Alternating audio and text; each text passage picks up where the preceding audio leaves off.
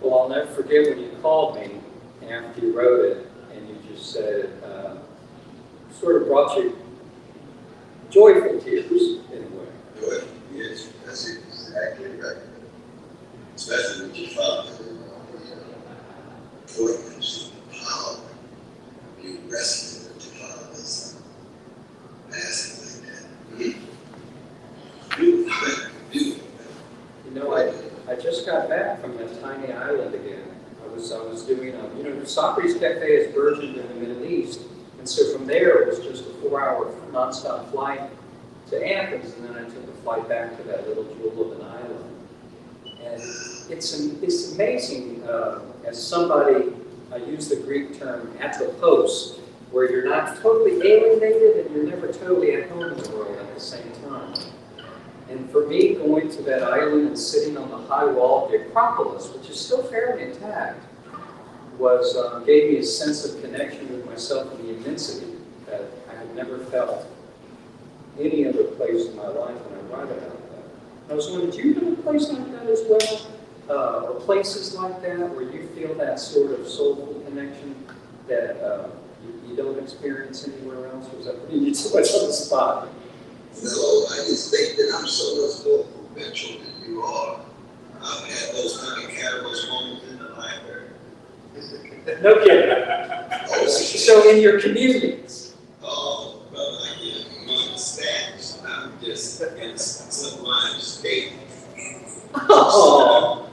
Not so much the ocean and the sea and the water, or even the historical monument, but it's really, books have that kind of impact. Isn't that something? So you go there and you're transported. I'm transported and transported. Now, did that begin with your lending library back when you were? Yes, that's exactly it. Bookmobile.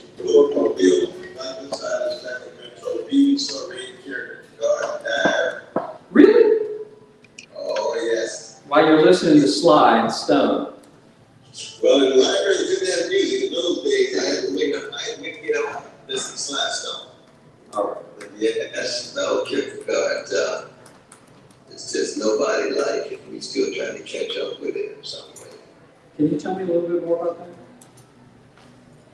Well, it's just this radical humility and the intense fallibility of what it means to be human in history, in space and time. And then it's like your book, the benchmark of spiritual and intellectual maturity is humility and fallibility. Yet we still have a tenacity to engage in the quest for truth and beauty and goodness, for holy. And so you are living examples. When I say that you are the embodiment of the kind of Socratic energy that I identify with among everyday people in the streets, Brazil, Japan, Philadelphia, New York, Washington, D.C. Thank God for Mother Andy. Thank God for Mother Andy. Busboys. With you, and then with the Ceci too, with the versus children, man, it's a family affair, so I have to say, it's Socratic energy, family. One thing that I wrote about in my book was how Nietzsche said that if you have an enemy, don't requite him with evil, but show that he did you some good. And so I wrote, well, don't even look at him as an enemy in the first place, regardless of how he looks at you. And do you think that you have any enemies in the world? Because I've seen you take on all comers. In that you sort of subscribe maybe to that view too, that we should look at anybody as an enemy, no matter how vile and vicious their actions. Or is that not true? Well, I've got a lot of enemies, brother. I've lived in death threat for a long time. I've had people come to my house and put guns to my wife's head. I've had people standing in the driveway when I come home with shotguns and so forth. So that would allow me to infer I've got some enemies. So, but do you look at them as that? Because it really comes from as a follower of Palestinian Jew named Jesus, in which you love your enemies, which really means the fact that the God that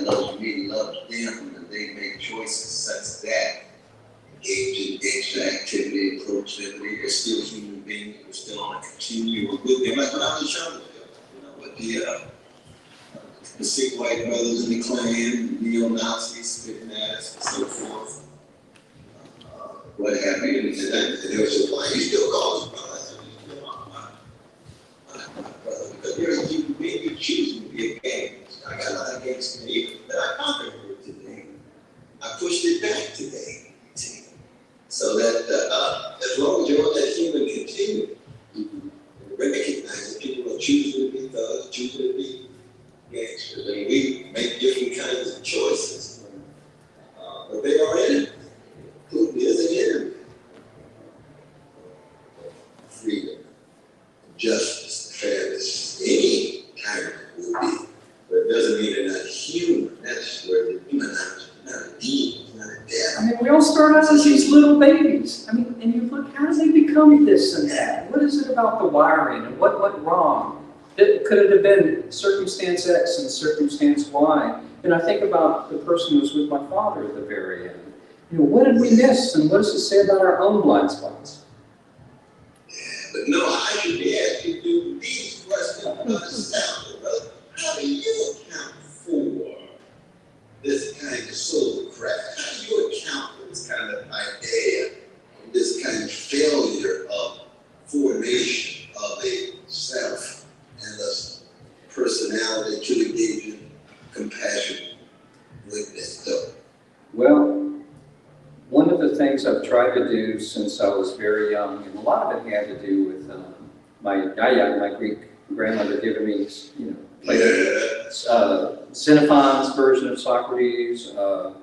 My mother's was from Appalachian. She gave me Shakespeare's works.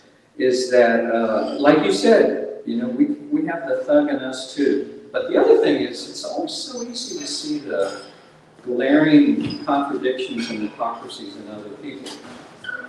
But to turn that critical lens on ourselves is another thing altogether. And so, again, like you said, we do have our enemies, or at least those who perceive us as such. And so I think I decided early on that I come from a family with a lot of moats, a lot of walls, and I decided I was going to not use that as a crutch to be like that, but that I was going to go my own way, come what may. And I took a very, as you know, as a freelance street philosopher, there's not exactly classified ads for people to do what I do. You create a philosophic vocation, a calling. So, local is going down. It's unprecedented in our time. And it has so much to do with what you grandmother with the little dialogue there early on. It has to do with what they would call a vocation, very profound sense of calling. Well, I felt that call, starting when I was about 12, if you can believe it. Even as I was also a fanatical soccer player, following Pele in Brazil, and the Washington Senators, baseball, I also had that call. And so then, for me, it was all in 1996, just preceding the Clinton impeachment era, that I sort of harped on all the lessons I learned at the feet of my yaya about, if not me, who? If not now, when? And I decided to contribute something that I thought was very modest, but that, like 25 years later, here we are, and we have Socrates cafes in parts of the world that I never dreamed. Never. But how do you account for that kind of flower flourish? I don't think you could have ever foreseen this kind of global presence with this Socratic spirit that's in your heart. So, well, if my grandiose plan had been to start one group in Montclair, New Jersey, where I was living, that was it. I think it's better not to have grandiose plans sometimes. Just, if it does sprout and flourish, then that makes it more special. And so, I wrote in my first book, Socrates Cafe, there's a section called What's Love Got to Do with It? Tina Turner. So here's what my answer to you would be. So only one person came at a Socrates Cafe I held on the dialogue, What is Love? And she became my personal Tina. And that's my now wife, Ceci. And she was the only one who came that night. That's beautiful. Yeah. And so from there, I think so Ceci's from Mexico. She was a teacher in an indigenous community in Chiapas. So we went down there and spent years engaging in philosophical dialogue with indigenous groups that speak various Mayan tongues, and we use Spanish as a original language. But I think that opened me up to a sense of possibility that it's not really a Western tradition. That's what I realized. Surely Socrates, even though we don't have the writings, and he was at the cusp of East and Middle East and West. Surely he was influenced by people we'll never know about. Absolutely.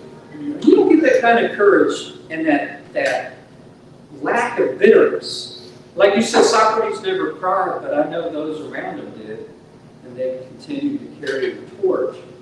But you don't get that in a vacuum or a bubble. People traveled back then, just albeit on foot and by ship and things. So I think sometimes I do sort of, without trying to be overly mystical, draw on those genes and feel the sense of carrying the torch. And it's no burden. It actually makes me lighter to feel like I'm not just doing it for myself and for my dad, but for all those who came before me, who failed, maybe who hated, maybe who were bitter, and to not be that way. And the true test was when my dad died under circumstances in which those with him didn't even let me know he died. And everything, his place was empty, his finances were empty. But what do you do?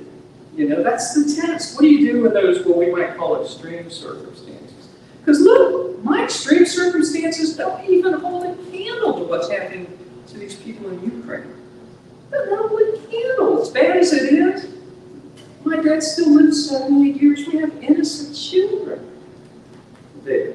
So putting it in a context for me is always important. It doesn't in any way diminish the grief, or the mourning, or the loss, but it makes me part of that family of survivors who have been wronged. I imagine, I don't know, I bet you everybody has some memory, nearly everybody. Do you have some memory when you were younger of when you were wronged, really wronged? Oh, Lord, and I have memories of when I wronged others. Exactly. I can never completely reverse.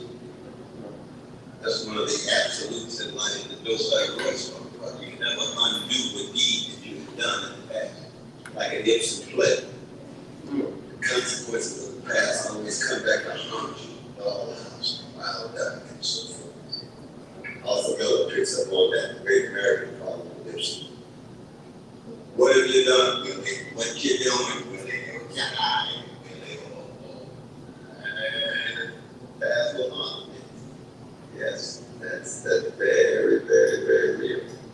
But I've always thought that in your books, in your deeds, in your words, in your spirit, in your presence, in your joyfulness, it's really a response to the letter that the great Henry James wrote to the less great Robert Louis Stevenson about 1901, where he said, "No theory is kind to us that cheats us of seeing.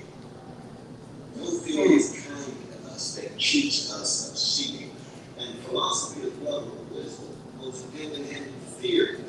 And the Greek theory really goes back to not just seeing, but seeing those foreign lands like Hermes, where you're forever trying to interpret what is alien and strange.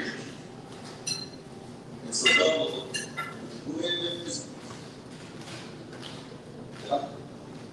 has been wondering in situations and contexts you fully understand, can't see it under the prevailing categories that you're used to, and therefore what is familiar to you is now defamiliarized. It's like an anthropologist going to another culture. It's different now. What kind of interpretive design is required for you to make sense of things? And so for you as a Socratic figure, falling deeply children, but with wisdom. I also bear a love of wisdom, forever on the move, encountering what is alien. What's different? What's uncanny? And through dialogue, through compassion, through empathy, and most importantly, probably through imagination time and empathy, we've been able to create these Socrates Cafe, Democracy Cafes, and have this kind of unbelievable impact. But it's really the question we're trying to get us to see more clearly, feel more deeply with compassion, and then to act more courageous. You know, there's no magic bullet to these things. I mean, I might say, well, we all need a little more humility. We might all need to become better listeners. But I think that we've reached a degree of division, a degree of sort of making cardboard cutout caricatures of other people, that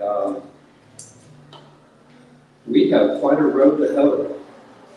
And again, all I can try to do really is to try to set a personal example, not so much of tolerance, but just at least of maybe hearing someone out, especially if I find their view repugnant, if not worse. But I actually we stand for is a rejection of cancel culture. Everything you do, Socratic energy, prophetic witness, the love of the pursuit of truth and beauty and so forth. And in our neo-fascist times, where people are so willing to trump foreclose, stop a conversation, come up with ways that the conversation can't go on, is something we've been fighting for so long. What does it feel like after 20 years to find yourself in these, just times, the spirit, temperament, tone? You know something? So this is year 26 and I have to say, at the height of the pandemic, I was suddenly invited to go to the Middle East. In fact, I've been there twice now in the last 4 months, because valiant men and women they were establishing Socrates cafes there. And in 2019, philosophy finally became recognized as a legitimate discipline in Saudi Arabia. 2019. And so I got invited to their first ever International Philosophy Conference, and I used that sort of as an excuse to travel far and wide in that country, to meet with ordinary people, to help them learn how to facilitate these on an ongoing basis. So we've established about 15 now throughout Saudi Arabia, and I'm going to go back in about 2 months. But here's the problem though, I got taken to task for that. I was told by a retired professor from Northern California, how dare you go there? Because that's where was orchestrated the killing of Khashoggi. And he sent me an article about how they wrote an open letter to Justin Bieber asking him not to do his one-off show. And I said, how can I not go there? That's all the more reason to go in these times. Because these are ordinary people yearning for the right to inquire into anything and everything that they want to. So they see this little window as this remarkable opportunity that they want to make sure it doesn't close up on them. They want to talk about things like abortion. They want to talk about should we have the right to shave our body hair in any way we want to. They're talking about these things, and they're doing a little bit under the radar screen. So I went there to be part of that. And for me, it was much more beneficial to me, I think, than it was to them, quite honestly. I think that's another well-kept secret, Brother West. Many people facilitate these Socratic dialogues far better than I do.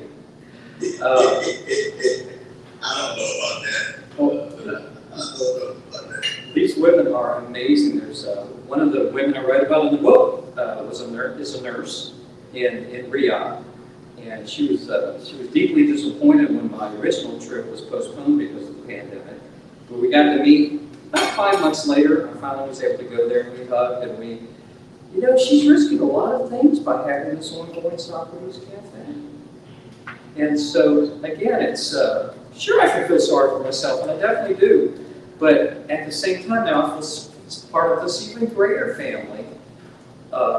Teaches greater patience as we listen. Listening itself can be the biggest transformative experience in my life, just to hear somebody out. And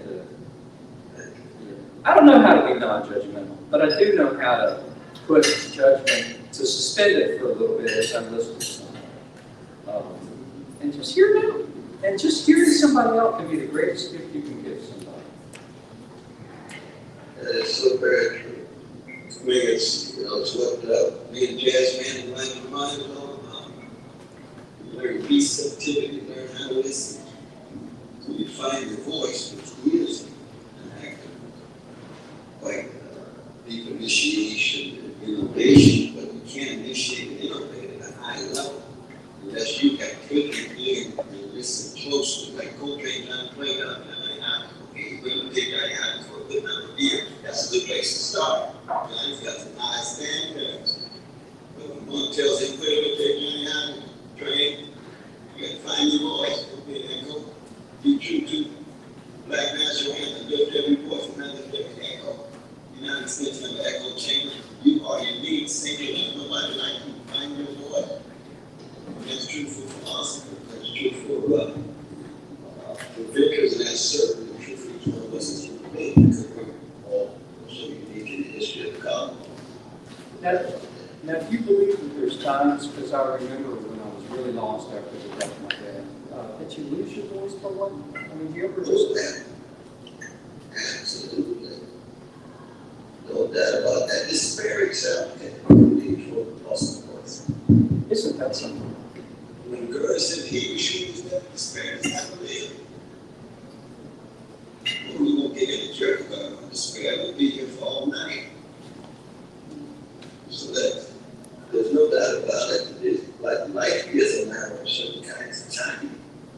There's time in which you go overwhelmed with despair. There's time in which you muscle over the face of despair. There's time in which your voice is strong as can be. There's time in which you get intellectual energized. I love it. This doesn't come out. I have that effect. Brother. If it happens to Maria Callas, we say, no, it happened to us. Brother West, we got a bunch of people who want to have things that they want to say and share. Can I read that? So this is from Maria Cortez. She's a young woman, a college student in Texas, and I've had the pleasure of meeting her. She says, cancel culture among younger audiences viewed more as holding people accountable culture. And she makes that comment. And another, Bernard de la Cruz says, is cancel culture a phenomenon of the left or the right, or both, to silence any voice we don't want to hear? And so before I let everybody else sign on, I was telling you about my own experience recently with cancel culture. What do you think about that? Is it getting even more challenging for you to find outlets to have your voice heard and maybe written form? Or is that not? What do you think about that? I've had that challenge for a long time because I've always tried to be morally consistent. So I was critical of Obama. I had black people on the outside protesting why West raising his voice because he's critical of the president who got the drug on his people in Somalia, being the president. He's critical of the president who bought the bills out of Wall Street and no longer the be black. President black, so we shouldn't say anything. Shouldn't engage in himself. Trained speech. He got Socrates in traffic. You know that. 24-8 children call. The cause of my unpopularity, why he ain't got plain speech. So you get counsel. There was never a place that I couldn't go. I couldn't lecture and so on. And there's a whole host of other issues. The taboo issue. My country is still hard. There's something to do with taboo issues. So that that's just part and parcel of what it means to be in a culture that is experiencing such escalating organizing greed, and it shatters with trust, shatters bonds, and creates strong public sphere in public life. And if people feel that they're in a public sphere, that they can't trust anybody, then their first act is for power rather than persuasion. The first act is to counsel somebody rather than engage in that. And we're seeing that is true among the younger generation. It's a raw form of accountability, but it's not a mature form. It doesn't make for the cultivating of democratic sensibilities and civic virtues that are required for democracies to survive. And that's one reason why we're losing. It's not just the United States, maybe places all around the world. Well, you know, I drove up here to Washington, D.C. from Florida, and, you know, it was surrounded by a convoy. I couldn't believe it. I've never seen anything quite like it. And I was, you know, I write in my book, Soul of Goodness, about my formative years spent here in Washington, D.C. I was here during the riots after Martin Luther King's assassination. I was here at part of the campaign against poverty. Formative experiences for me. And it was almost a retrograde reaction to see people with these signs on their trucks that said, "Fuck mandates." You know, just like that.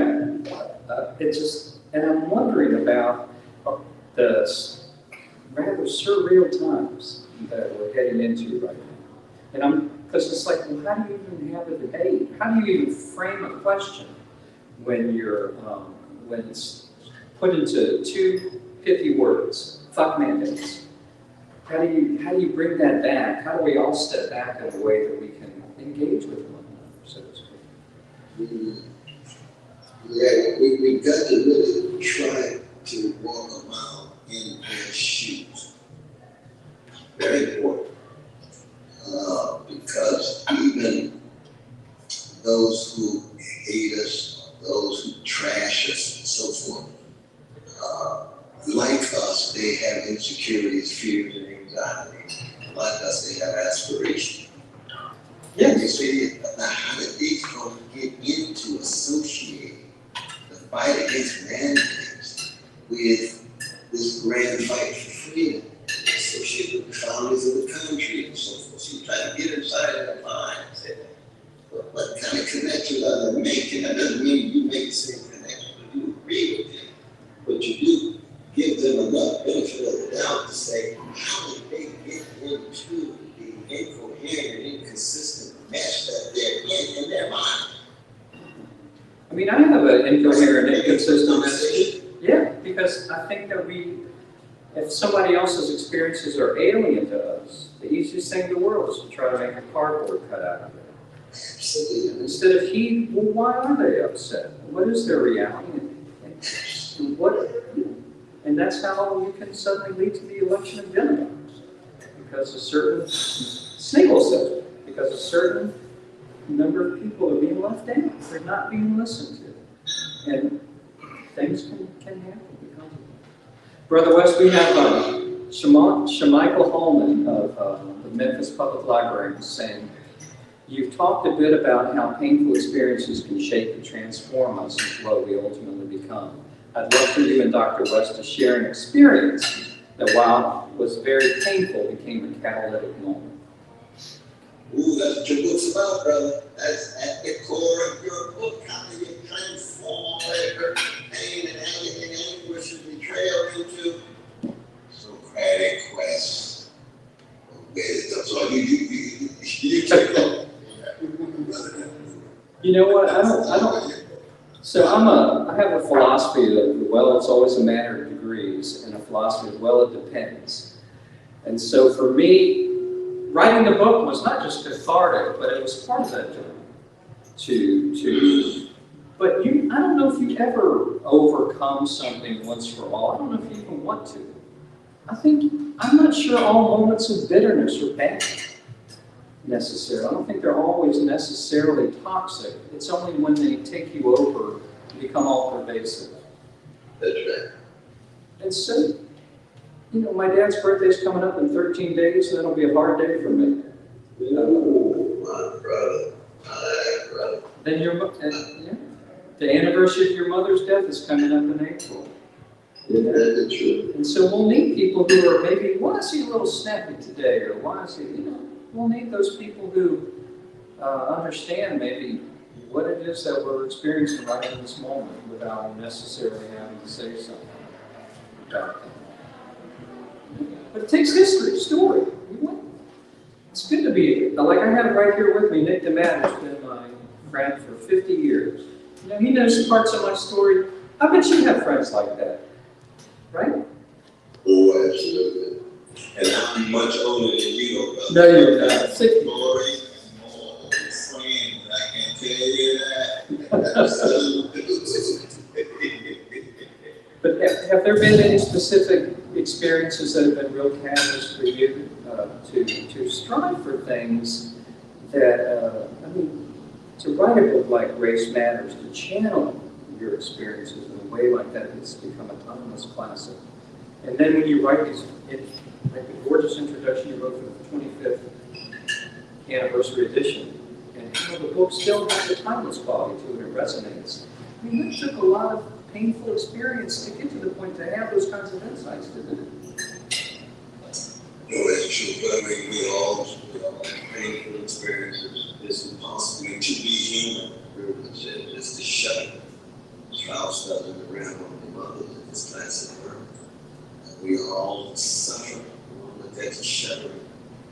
And the question becomes, do we have what it takes to respond with a level of integrity, honesty, decency, and courage to whatever form of catastrophe, calamity, and monstrosity comes up? There's one thing we can rest assured, there's a catastrophe on its way to harm. The question will be, are we equipped? Are we ready?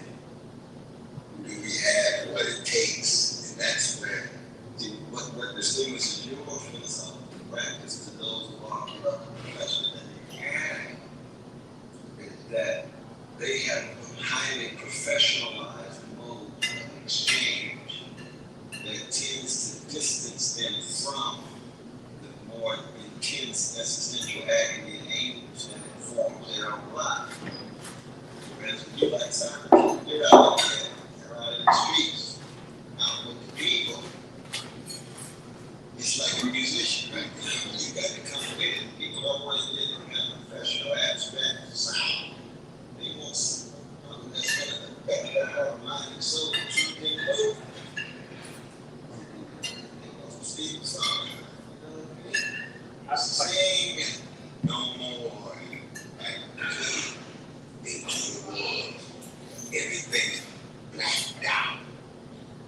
What you gonna do when Cinderella has the prince and finds out he ain't worth a dime? All you dreams was fulfilled. As you put a dream come true but not free. Catastrophe on his way to Cinderella's house, not in the form of she can't find the prince, but in the form of the prince showing up. He ain't got nothing going on. You see, that's a whole different way of work. And your path is a way of equipping us, enabling us, empowering us to come to terms with life's probably most difficult catastrophe, which is the death of our mothers and fathers. We don't have more to think about the death of our children, but that's probably the closest thing, let alone the death of our wives and husbands or fellow companions. That's what we try at the deepest level. And you made that test with this text, I can tell you that. Woo. For me, one of the big things that has always been to quit pointing the finger and blaming others. And to ask myself, what in my very modest way, and it may not turn out to be maybe far more than modest, but to start out with that. What can I do to at least be a little bit more part of the solution than the problem? And for me, it starts with methodical inquiry, looking at what speaks for and against the wide variety of ways of seeing things, using cogent and compelling reasoning and evidence of a sort, and then careful listening with all you got. to others' very unique stances and attitudes towards the world. And again, they might use very temple reasoning too and come to a very different conclusion. But just taking the time to engage in that way, not just conversation, not just listening, but methodical inquiry, framing questions in ways that lend themselves to exploration rather than jumping down one another's throat. What is a just war versus should we be in this incursion in Iraq? Things like that have been my way of just trying to reframe our whole approach to engaging with one another. So next time you do have to debate something, at least you have a little bit of uncommon common ground before you start having at it. Sometimes you got to have at it, but it helps if you have a step. It helps if you have a little bit of a sense of connection with other humans. Brother West, we have some people here in the live group. This is my hallmate, dormitory mate from my 1977-78 year studies. I went to University of Virginia my first year, and this is Rob Horn. He wants to say something. Brother Rob. Yes, hello. I have the question. The question about forgiveness, and then what's the role of forgiveness in healing yourself from your gripes? And sometimes carrying grudge is harder than forgiving, but sometimes we don't have the ability to do that. How does forgiveness play in your book? Forgiveness, brother. It was about forgiveness, right? Yeah, what is the role of them? I mean, is it ever, if somebody does something really, really heinous to somebody you love, is forgiveness altogether a real possibility? Or what are your thoughts about that? And then I'll talk a little bit too. Thank you. No, I appreciate that question, though, because you see, when you're tied to love, and you're going to love ethos and loving way of being in the world, and it is love of truth and beauty and so forth, but it's also love of neighbor. Back to Leviticus, Jewish references in the 19th chapter. Love of neighbor, love of stranger, and love of enemy. Jesus. Forgiveness is the highest form, because it's the highest form of giving, which means it's the most difficult. Because love is no plaything. Love is the most powerful, but it's also the most difficult for us, because it requires a death. So death inside of us, one may be reborn into a new kind of being who uses a different set of language. Back to remark of James 2 Stevenson, there's a new way of looking at the world. So forgiveness requires such a high level of spiritual maturation. You don't just jump into it. You got to cultivate something inside you that allows you to reach a level where you would want to give in such a way that you would forgive this person who has created such hurt, pain, and damage to yourself or others. You know, I believe that being on the love train, on the love path, requires forgiveness. The problem is that you don't want to engage in premature forgiveness.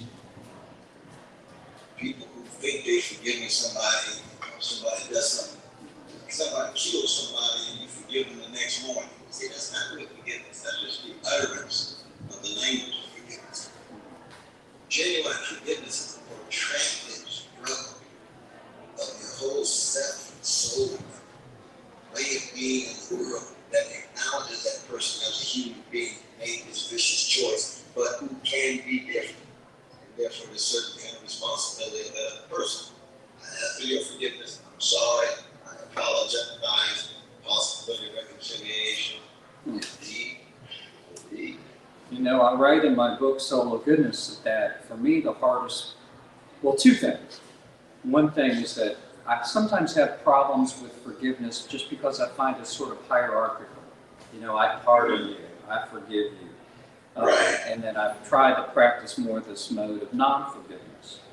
But the other aspect is that it can be a lot harder to forgive yourself. Sometimes we might be really unforgiving to others because maybe we haven't forgiven ourselves. Like I have found it really hard that I wasn't there for my dad the last 8 days. And then I also write, as you know, about the suicide of one of my former students. She had tried, this is the day before cell phones, days before cell phones, and she tried to reach me about 25 times that night. 2, 3 in the morning, I was out. And she overdosed on drugs. She had been a victim of child abuse, sexual abuse. And I wasn't there for her that night. And she overdosed. And I write about that in my book. And so I write about this philosopher's stone that I went to where I lived in Maine. And I realized, I mean, until and unless I can forgive myself of certain things and move on at the same time, so there'll always be part of it. I think you can really become like stone and unforgiving of others because you've never even taken the time maybe to look at some things that some scenarios in your life that you may not even know that you have to forgive yourself. You know, I don't know how you do that without reflection, inquiry, dialogue, continually. Absolutely. But that's a spiritual. One of the things I love about the neuroscience is very different than the academy Socrates is that you will never find Socrates in the academy acknowledging that voice that was used. You see, that so there's a religious dimension, a spiritual dimension of Socrates that is completely excluded in analytic philosophy. And so, whereas you take on, like all the persons who are writing about Socrates, which help them from the word, all the information that we will, he's a complicated, right? it's a complicated. Very, very multi-layered, multi-dimensional, and that dialogue, that voice that he hears is not his own voice. It just isn't. If you go back to Greece, that's not even like a philosopher. These folk are living in a world and in a culture where the oracle makes the difference, the oracle makes the difference, where the voices are making the difference. And your people bring that kind of spiritual dimension in such a dim and grim time where people are highly suspicious of the spiritual. Because people have done vicious things in the name of religion, in the name of spirituality. We know that. But they've done some vicious things in the name of reason, rationality, and science. They've done some vicious things in the name of the nation. They've done vicious things in the name of gender, in the name of race, in the name of sex. That we human beings, we are highly creative to know that, right? That we've got to recognize that all of our creativity can go to the planet, our cultures, say, moral, spiritual choices and decisions that we make. And therefore, it's hard to have to surrender as well as engage critic. Surrender something to you. The love that you have for your kid, bigger than you. Love you have for your yourself, bigger than you. Love you have for God, bigger than you. Love you have for the idea of democracy, equality is bigger than you. Get outside and you go see the predicament beyond the narcissism. So basically, our society and our culture is, and you're able to bring that kind of science and connect it to democracy. Open cells and open societies have to go hand in hand. Absolutely. You know, one of the best exchanges for me, again, is when I had this dialogue with this child in Chiapas, Mexico. And she said to me, she said, Chris, can you tell me an act that someone who's done something evil, that you know in your orbit, that they've also done something loving? You know, and I don't want to have anything to do with the question. You know, I was focused on the bitterness and the revenge, and I did. I mean, this same person is somebody who rescued me from being mauled by a German Shepherd when I was 13 years old. Hadn't thought about it, even though I have the scars on my legs to prove it. And so, even the most hateful people, probably, even those who have done the most unspeakable things, have probably, I would say every single one probably, if they live long, have done something lovely.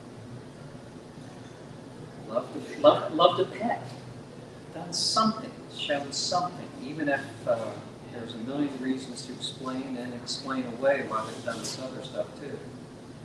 But if you can ever just bottle that love. Man, it's hard. Still dealing with it. Oh, it's see, you know, I'm gonna check out. I know that.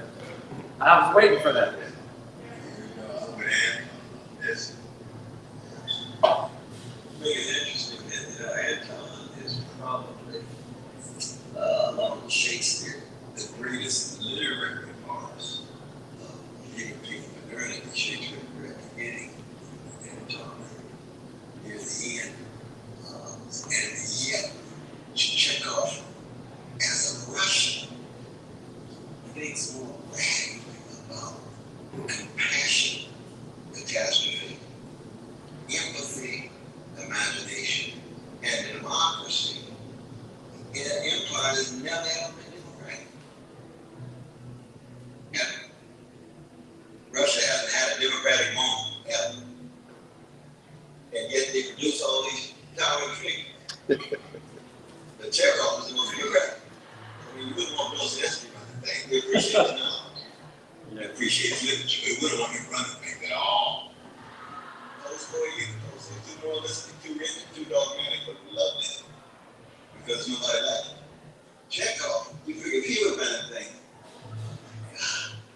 the sensitivity, the subtlety, the practical wisdom, the judgment. But for Chekhov, he believes the very thing you're talking about, like the moments of people's love, justice, and even moments of democracy. Those are moments of disruption because the dominant forms of the world are hatred, greed, envy, resentment, domination, subjugation, oppression. And the question is, what are the conditions under which we create interruption? And so it's cruciform. I mean, he's not a Christian, but he is deeply shaped by Russian Orthodox tradition that says absolute compassion for everyone, absolute condemnation of no one. Chekhov gets that from Russian Orthodox. So, you know. But he's not a Christian. He's a medical doctor, he's Darwinian, he's secular. He goes to church, as we know. And he looks at the passion, tears in his eyes, and says, it's too beautiful to be true. It's just too beautiful to be true. So he's moved by my own Christian tradition, passion, and stories of Jesus and cross, and so on. But he says, Cornell West, I know human beings, it's too beautiful to be true, but we can try to enact. So you're always you're always involved in a deep kind of love at your best, but you're headed toward the cross. You know, I was talking to you before we admitted others into our gathering about the fact that in my travels in Florida, people are grieving over what they feel like is the loss of democracy itself because of the January 6th mob storming of the Capitol. That there are people 1,400 miles south who feel like that hasn't even begun to be. And they truly feel a sense of that something has happened, that something has been breached, and they do not know where we go from here, if there is anywhere to go. You know, sometimes we can look at patterns that repeated themselves, you know, a period of ascent, stasis, and decline, and you typically are so blind about it because you've lost that critical lens that you don't even realize when your own beloved open society is in a period of irreversible fall. And so, there's a sense of really, in my Socrates cafes last week in Florida, there's a sense of really grievous hurt and pain over what happened, the breaching of something that was considered almost inviolate. in the sense that we still haven't even begun to broach things. I mean, people who still believe the election was stolen, believe it with all their hearts, and can show really slickly made videos and other literature that shows it was stolen in the way it was framed. People who believe that it was perfectly legitimate to storm the Capitol because of things like that. And where do we go from here? For me, it's all the more reason. I mean, again, I went to high school in southeastern Virginia, Newport News, in the height of the desegregation era. Many of my high school friends believe the election was stolen. Send me stuff. I'm not going to quit being their friend. We never reduce love, politics. But it's hard sometimes when I've had friends of 50 years who have defriended each other on Facebook because of disagreements over this. I would say, well, where did friend X go? Y'all been friends for 50 years. Well, we just finally left because we disagreed so virulently over what happened, over the election. On the election. I just think that we still got to, once those roads of communication have been totally severed, isn't that what civil war started? So I'm not going to go that far. I'm not going to do it. Maybe we're lone wolves, But Well, we just got to commit ourselves and fortify ourselves to be countervailing forces against any forms of greed, hatred, oppression, domination, no matter where it is, no matter what color, no matter what gender, no matter what sexual orientation. That's the moral and spiritual legacy, prophetic legacy of Athens and prophetic legacy of Jerusalem. And we have no control over it. But I don't think it's irreversible. I think human action always can make a difference. We just don't control the future. The future's open-ended. We can see Donald Kennedy in the present. There's no doubt that Donald Kennedy in the present will look good. But there's a sense of it, my brother, they never look good. They never really have. When we greatest playwright in America, Adam James, brother G. O'Neill on the Iceman Company, that is about as grim a text as one could ever imagine. And that's 1939. He's writing in California, down. But he's looking at America. Harry hopes we won't go into it in all detail. But Eugene already saw that's 80-some years. When a nation runs out of spiritual gas, that it can gain the whole world and lose its soul. That's just not biblical cliches. You see it concretely in the children, you see it concretely on television, flattening out integrity and honesty and decency and being a market for chicanery and trickery. And the obsession with the 11th commandment, thou shalt not be called. It's the Bible of the sweetest and the smartest and the richest. You don't need them. I expect color. Almost 100 years ago. We go float back. Shakespeare float back. Now that you can go to other cultures to do this song. Like gave up his life for me, his break with the corruption of the days. So without the virtues, without the values being clearly enacted, we end up with Versimica's triumphing over Socrates and little republic. Right, rather than integrity, intervening, help create right. Your text. Opposite humanity. Come on our faces. That's why we're here. We're on it. Why? Because we can hope. I write in my book about an encounter I had with you at Harvard. And you said something though. So, oh my God. Are you okay? Oh my God. Yeah, that was wild. Oh my God. So anyway, I think that's probably a symbolic thing. You talked to me. I remember that time. You could tell I was hurt, and you talked to me about, a lot of people hate just because, maybe they basically can't stand themselves in some way. There's, and that maybe understanding of others only takes us so far. But to me, it's all about the heartfelt attempt. A heartfelt attempt to understand why somebody, by our conception, is a racist. But to then ask ourselves, as a woman, a black woman who's a professor, said to me, I've had racist thoughts, Chris.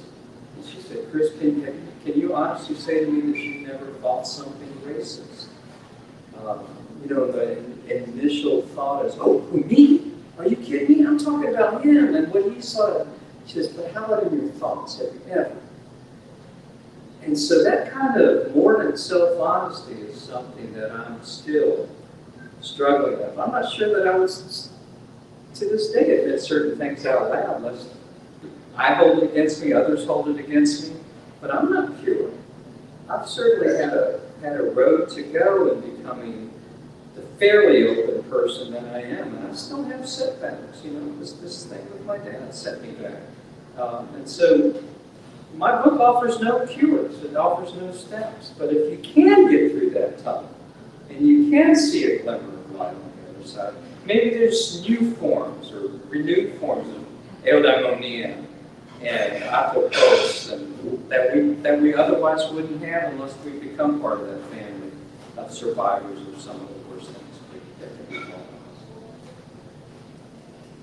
But your text is so thoroughly Shakespearean. Shelley too, keeps very Shakespearean. Shakespeare flickering candle against the backdrop of the dark.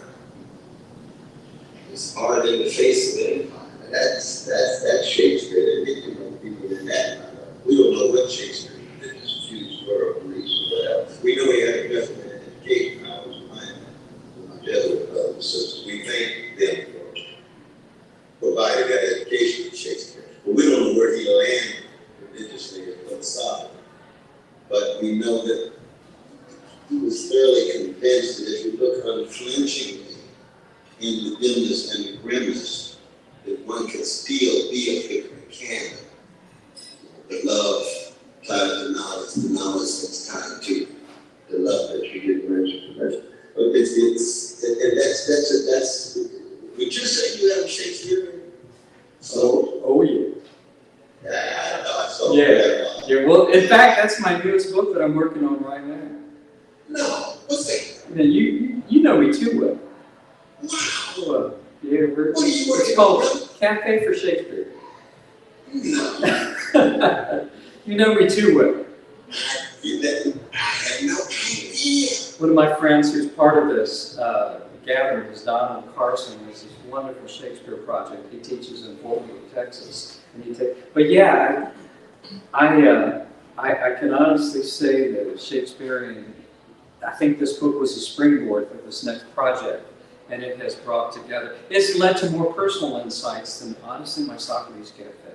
Some of these things. You just know me too well. And here's what you also know, that at the end of my book, I write about Ceci, my wife, who is now together for 25 plus years. And that Ceci, to me, is as much as I travel far afield, it's like when I come home to her, that's my model of forgiveness, of understanding, in a way that I don't think I'll ever achieve it. But I don't think I need to because I have Ceci in my life. And so that final thing in my book is about us dancing together.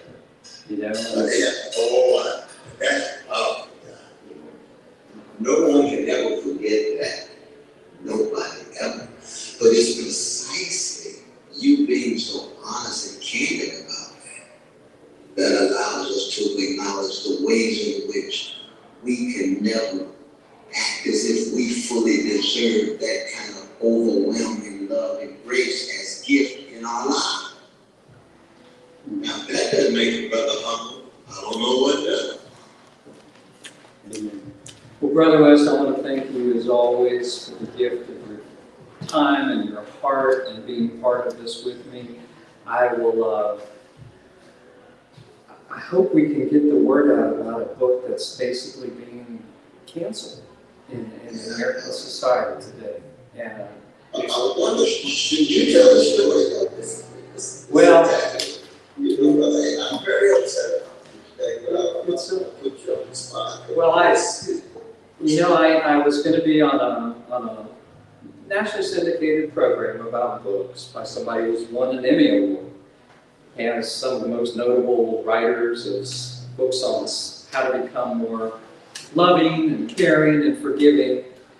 And suddenly, out of nowhere, when I thought we were just writing to set a date, he wrote me and said, "Oh, FYI, good luck with the Cornell thing," meaning this event we're having right now. And he said, "I hate Cornell West with a passion. And if it was anyone but you, Chris, who I adore, I would never even consider having this exchange with you about your book. And if you even mention Cornell West, I will edit it out." And I thought, my God, he thinks he's actually complimenting me by saying that he's still going to deign to have me on his program, even though he hates Cornell West. And I said, "Have you read his foreword? Have you seen how beautiful it is? You're also telling me, ask Cornell West to do this. You're judging me." And he canceled. Never heard from him again. And I thought, gosh, until that moment, I didn't necessarily think cancel culture was something real. But he actually would not, and I said, "You know, have you ever met Cornell West?" And I said, "Here's some things about Cornell you probably don't know." Never got a reply. Never. And I was as thoughtful as could be. I'm not trying to pat myself on the back. But, and then I thought, as extrapolating from this, that, gosh, as you know, my book came out synchronously in Spanish and Greek, and it's got the best reviews of any book I've ever written. And it hasn't gotten a single review yet in the United States. And I wonder if his review, chillingly, is a sign of the times when they have assumptions about you, Brother West, that are just outrageously, scandalously innate. They've got you cubbyhole, and they somehow associate that. But yeah, we've been basically canceled to a large extent. I mean, and I'm not in any way talking about the writing. This is people from the establishment law. So you asked me to share it, I was going to share it.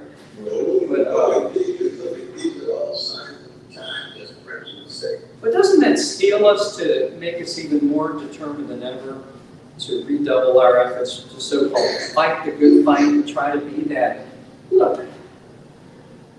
Absolutely, we got to keep loving, we got to keep fighting, we don't use our faults as a point of reference, but recognize we can try to learn from them, but at the same time, you also want to